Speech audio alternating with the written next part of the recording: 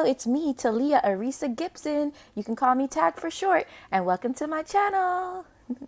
So don't forget to like, comment, share, subscribe, and of course hit that bell notification so you know when I post.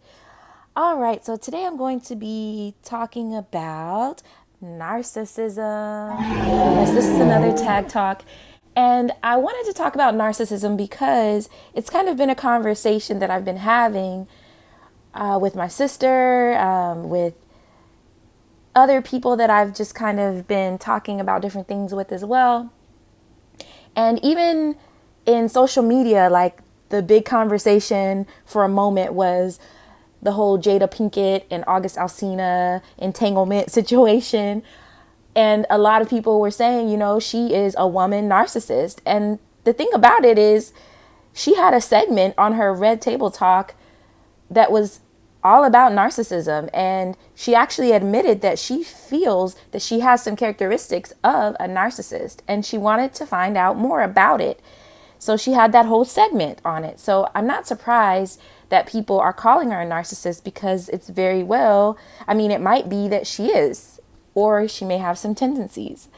So I wanted to talk about my own situation because, I think this last situation that I just dealt with just put me in a place of just being fed up with people thinking it's okay to present themselves one way but be something different behind closed doors. And they have some people fooled. Like some people think they're just this excellent, like high class or nice or just great person, but then the real them. And some people just don't get close enough to ever see the person that you saw. And so for me, I know I'm just like fed up with it. And so I wanted to share what I noticed, and maybe some of you can relate, or even if this helps you, if you're in the situation, or if maybe it'll help you avoid it. I don't know. So I'm going to go through a couple of characteristics of a narcissist that I just recently encountered. And mind you, the person, he'll say he's not a narcissist, whatever. So that's just how it goes. I don't expect a narcissist to admit to be one. And the thing about it is just because you're dating someone and it doesn't work out, it doesn't automatically mean, oh, that person was a narcissist. Like there are actual traits that someone has to have. Like some people are just self-centered. Some people just are not a match for you. And maybe you're not meant to be together. Like that doesn't mean that he or she is a narcissist. So, because sometimes people just throw out that term like, oh, she's a narcissist. Oh, he's a narcissist.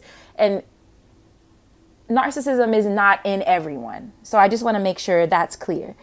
But these are just specific traits that I noticed in this person. So I'm going to go through these and let's see.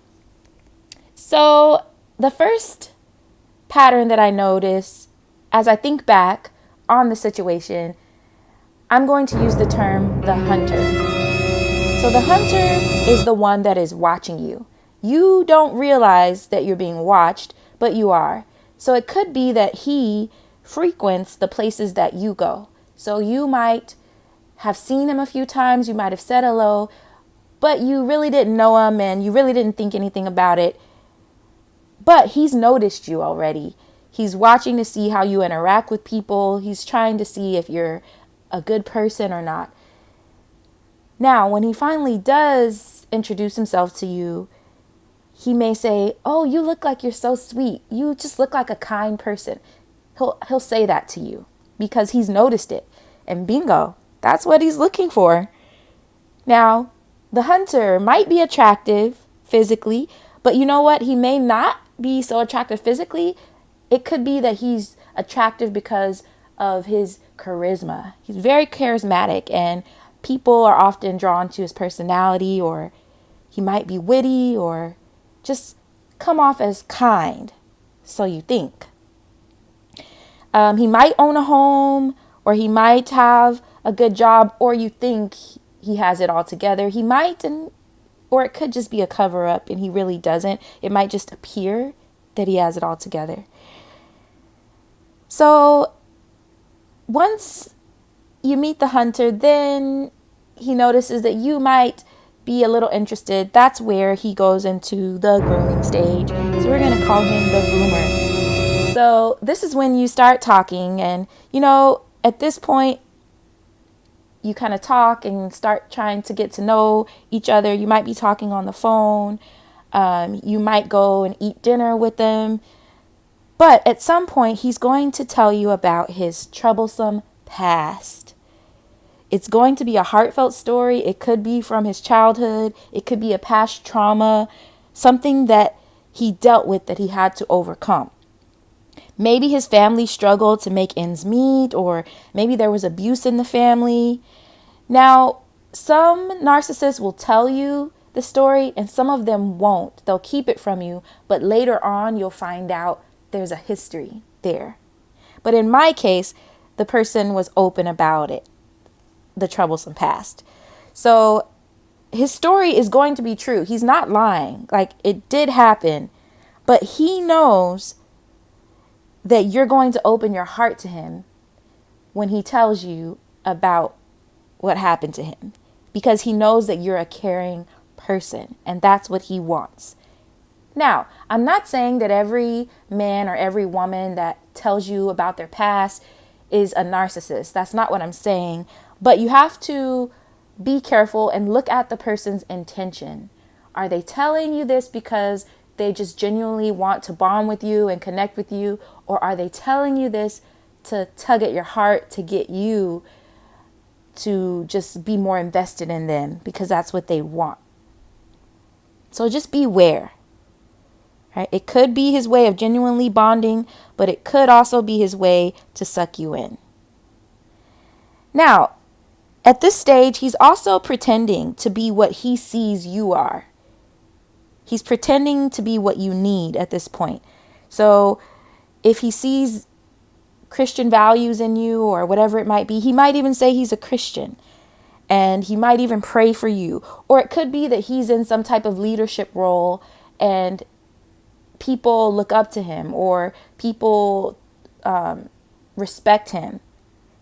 Right? He'll tell you his dreams of having a family, of being a husband, he might even tell you what he wants to name his children if he doesn't have any.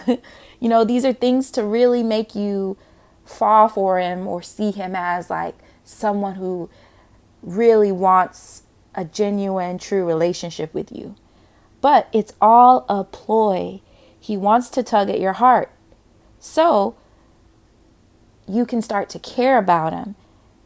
Right? He wants you to want to be there for him so that you can start to want to be some good in his life, because he's been through a lot.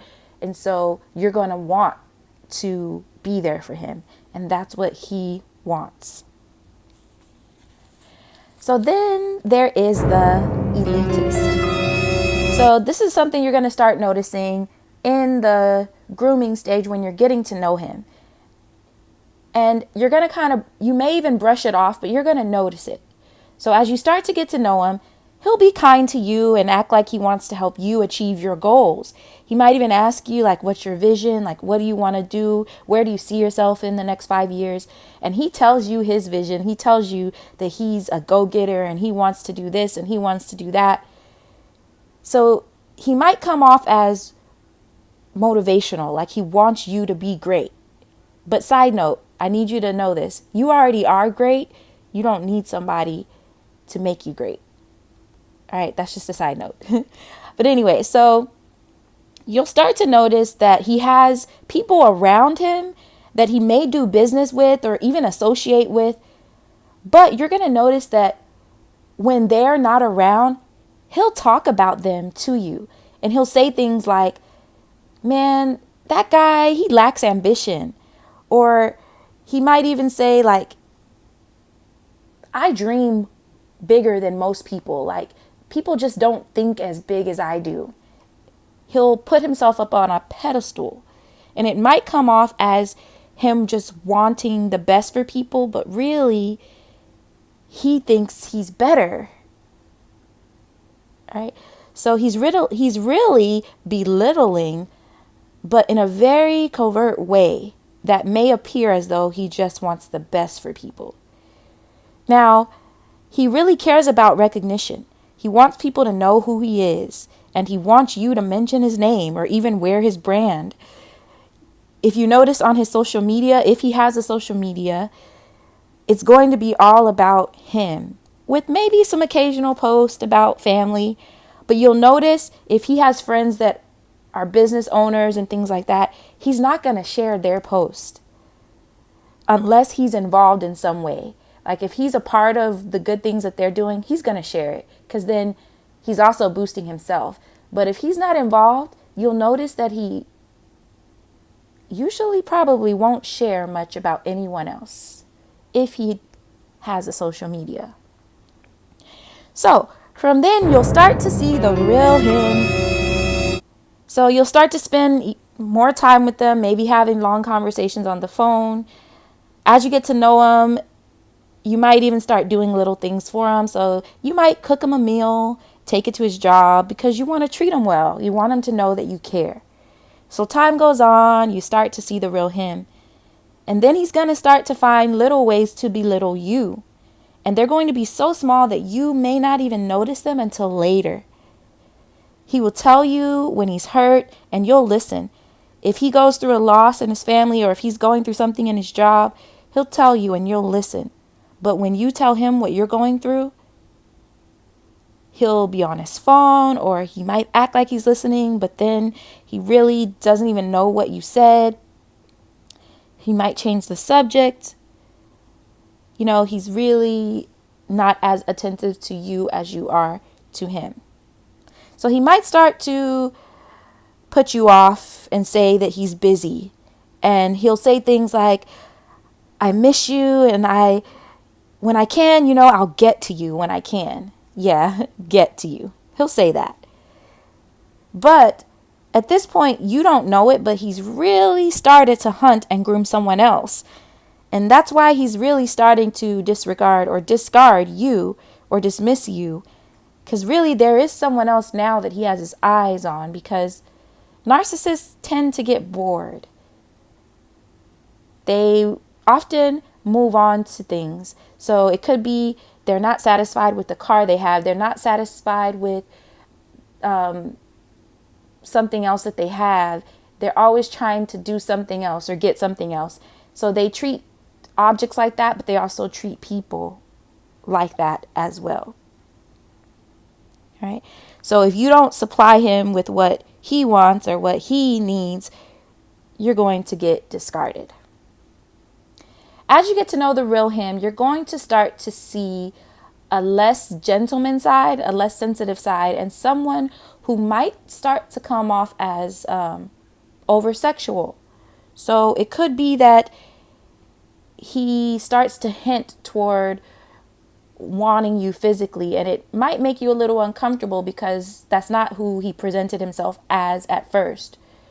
So he might hint towards start talking about certain things on your body, or it just becomes a little bit inappropriate in a sense, and you don't really feel like it's welcomed. You're going to feel a little bit uncomfortable by it. It's not going to feel natural. Right? So just know that he's thinking about you physically, but he doesn't want to dig deep and get to know you emotionally. So the conversations become very surface level. And when you try to have more in-depth conversations that maybe you started off having in the beginning when he was grooming you, now that he's showing you who he really is, he doesn't want to have those deep conversations anymore because now he has you where he wants you. So then you get to the dumpster. So he's quite bored with you now.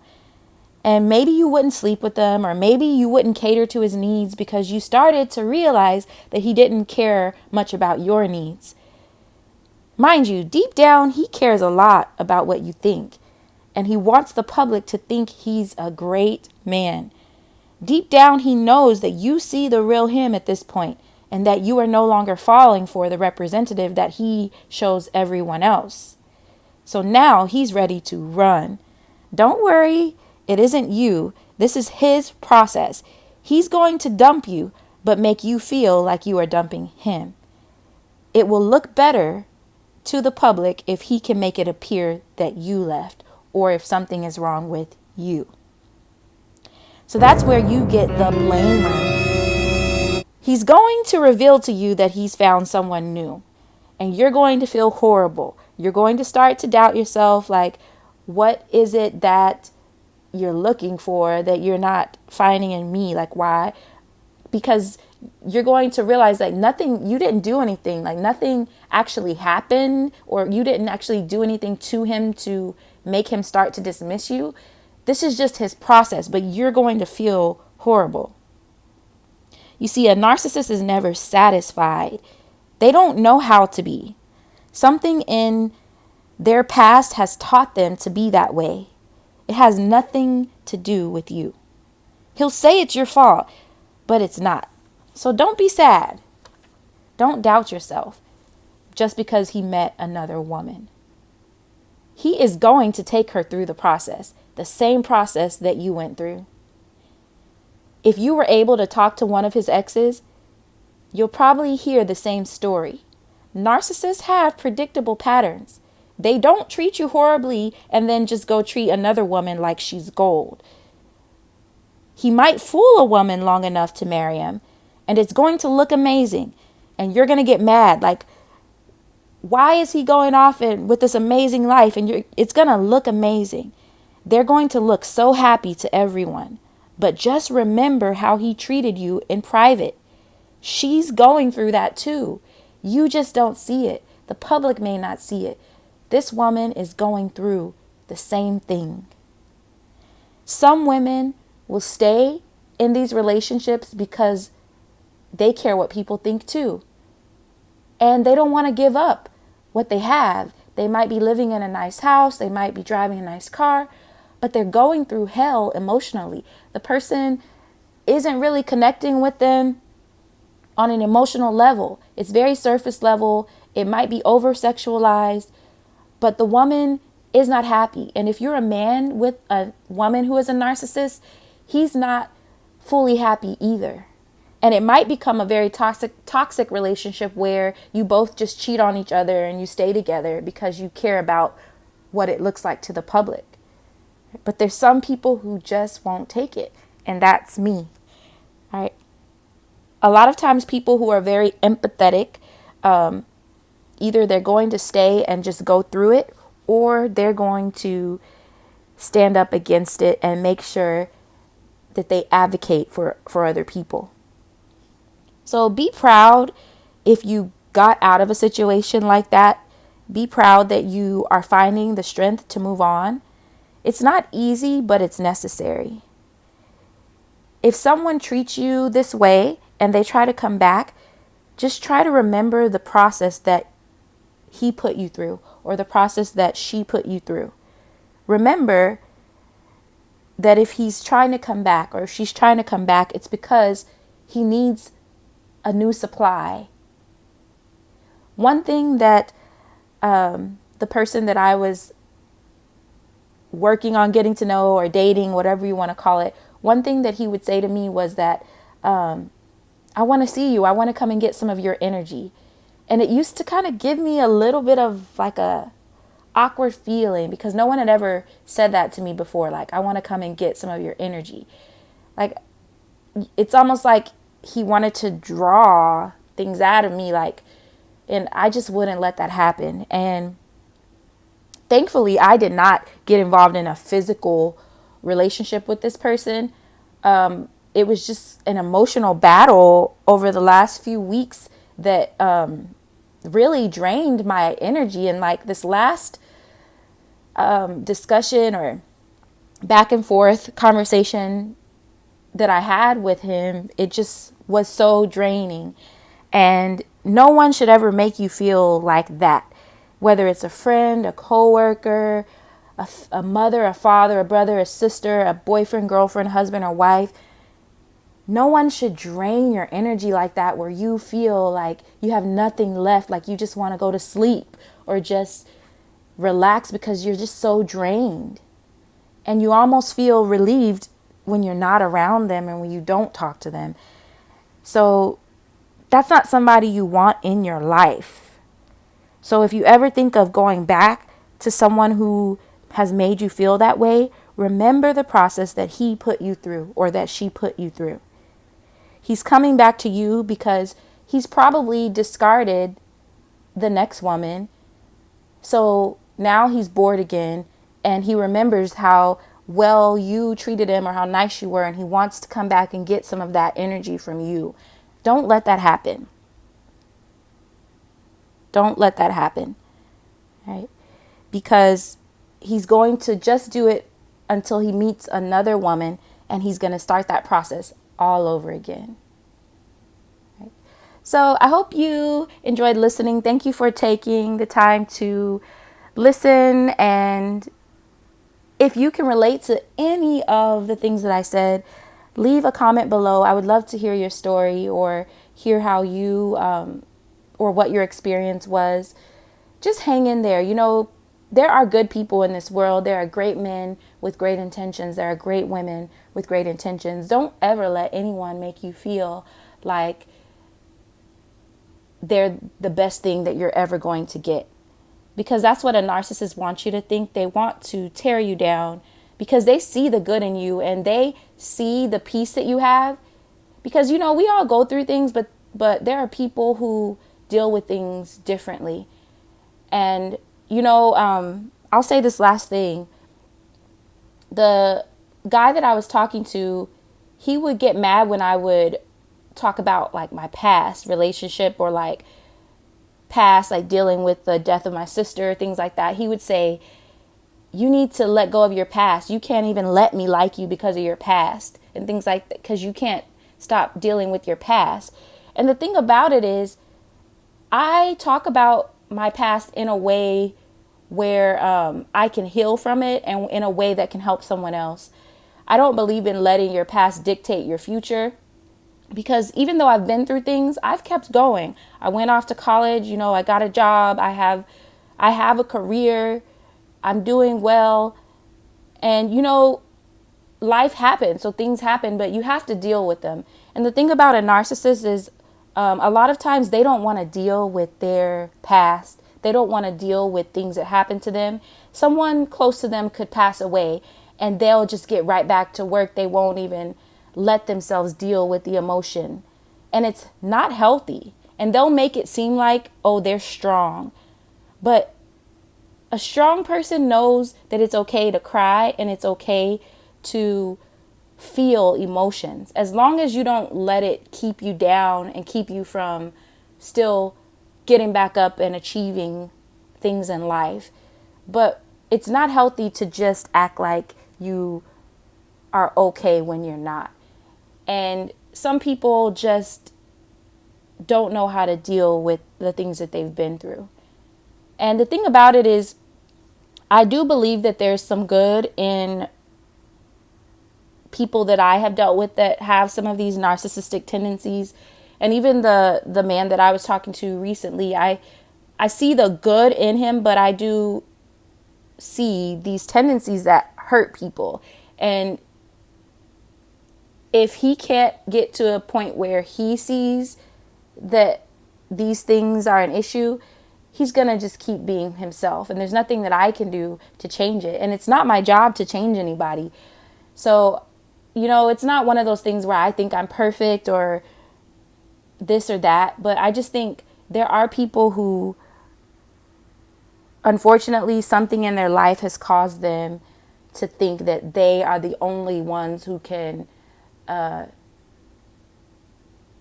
take care of themselves. Like, they don't have much trust in people, so they just use people for what they can get out of them, and then they move on to someone new. Because it's really not even a thing of just trying to hurt someone. It's more so that they were hurt, and they're not going to let anybody else ever hurt them again. And so, yeah, there's a lot of layers. And, you know, I'm no psychologist. I'm not at all. I just know what I've been through and just trying to talk through it and advocate for people.